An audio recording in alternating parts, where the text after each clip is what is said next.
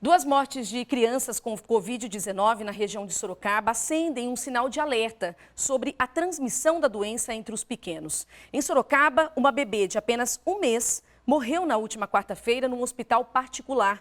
Já em Alumínio, um menino de 3 aninhos foi enterrado na quarta depois de ter complicações causadas pela doença. Segundo a família, ele estava à espera de uma UTI na região.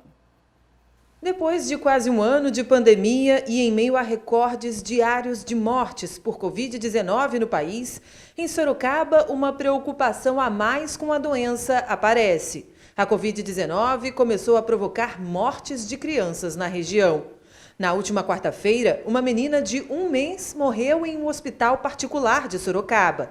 No mesmo dia, um menino de 3 anos foi enterrado em Alumínio, onde não há leitos de UTI. O que ele precisava, mas não conseguiu ser transferido a tempo para outra cidade.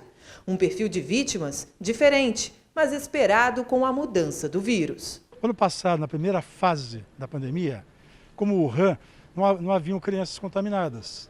Por quê? Primeiro, a exposição. A escola foi a primeira a ser fechada. Em março, aqui no Brasil, as escolas já estavam fechadas praticamente. As crianças não iam à escola. E nós sabemos que as doenças comuns da infância são transmitidas no ambiente escolar. Essa é uma explicação social. Agora tem uma científica, uma técnica.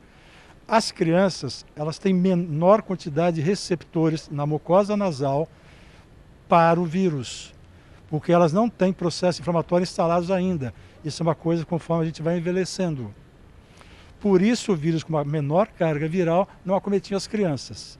Tá, agora o segundo momento, hoje, uma segunda fase da pandemia, é uma nova pandemia. O vírus mudou, nós temos o P1 que veio de Manaus, África, Inglaterra, não importa a origem, importa que é um novo vírus, é uma mutação muito importante dele. Ele tem uma carga viral muito maior, que não precisa desses receptores, ele invade as células com maior facilidade, ele tem uma maior virulência. O que é isso? Antes, o primeiro vírus transmitia para cada 5 pessoas aglomeradas. Hoje, no ambiente aglomerado, se transmite para 15, 3 vezes mais. Então ele tem uma alta virulência, a transmissibilidade é muito rápida. Então a criança tem um contato muito mais íntimo de criança com criança, facilmente é transmissível. A mãe do pequeno Bernardo está inconformada. O menino testou positivo para o coronavírus 6 dias antes de apresentar os sintomas.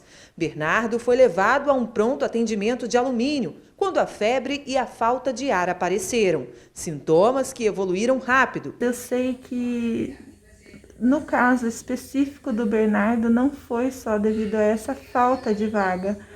Ele já estava bem debilitado, ele já estava em sofrimento. Então a gente sabe que Deus fez o melhor para ele.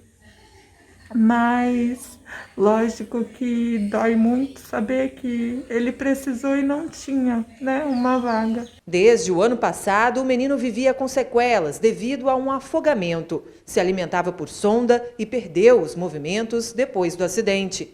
Segundo a mãe, o cuidado com ele era redobrado para evitar a infecção. Mas em uma família em que 3 pessoas também testaram positivo, foi difícil conter o vírus. Aqui em casa, os profissionais que vinham atendê-lo vinham de máscara. Nós temos aventais descartáveis na porta, tem plaquinha nas 2 portas que é para tirarem os sapatos. Colocamos saboneteiras com álcool em gel em praticamente todos os cômodos. Bernardo Rivera morreu na última terça-feira. No dia seguinte, a outra criança vítima da Covid-19 morreu neste hospital de Sorocaba, que preferiu não se manifestar sobre o óbito. Diante da primeira morte infantil na cidade, o prefeito de Sorocaba pediu uma avaliação dos índices de casos positivos entre crianças. Se aumentarem, o retorno das aulas nas escolas municipais, previsto para o dia 29 de março, será adiado. Eu escutei o governador falar de as escolas públicas estaduais ficariam fechadas. As particulares ficariam a critério de cada proprietário da escola, vamos dizer assim. Eu acho que aí está vendo meio incoerente o discurso. Por quê?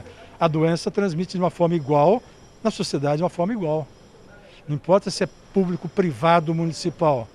Se tem protocolo ou não, independente dos protocolos, é muito difícil você conter a criança. E nós precisamos pensar o seguinte, A criança, ela representa uma população muito grande no nosso país e ela tem contato com todos os setores da sociedade, todas as faixas etárias. Então a criança tem os primos, tem os pais, tem os tios, tem os avós. Ou seja, elas vão se tornar um vetor muito grande. Infelizmente, eu acho que talvez o momento ideal não seja de abrir ainda as escolas. A história, o ano passado, mostrou que a criança em casa ela não ficou doente. Ou seja, a história errou? Será que não é melhor nós usarmos a experiência da história, do passado, do ano anterior, e continuar mantendo o mesmo sistema, apesar da dificuldade social? Segundo a Prefeitura de Sorocaba, a cidade já registrou 525 casos confirmados de Covid-19 na faixa etária de 0 a 10 anos. Hoje, Sorocaba conta com apenas 4 leitos de UTI infantil, além de uma UTI móvel que fica no Hospital Gepasse, referência no atendimento de crianças da região. O hospital também conta com 6 leitos clínicos para vítimas da Covid com menos de 18 anos. 3 deles estão ocupados com crianças de outras cidades. A instituição informou que, em caso de necessidade, pode aumentar a capacidade em 50%. A Prefeitura de Alumínio disse que a cidade tem 2 respiradores e que cada caso é avaliado. Dependendo da situação clínica, a vaga é solicitada à CROS, a Central de Regulação. Ainda segundo a Prefeitura, o município não tem capacidade para leitos de UTI, pois não tem condições e nem local para instalação dessas UTIs.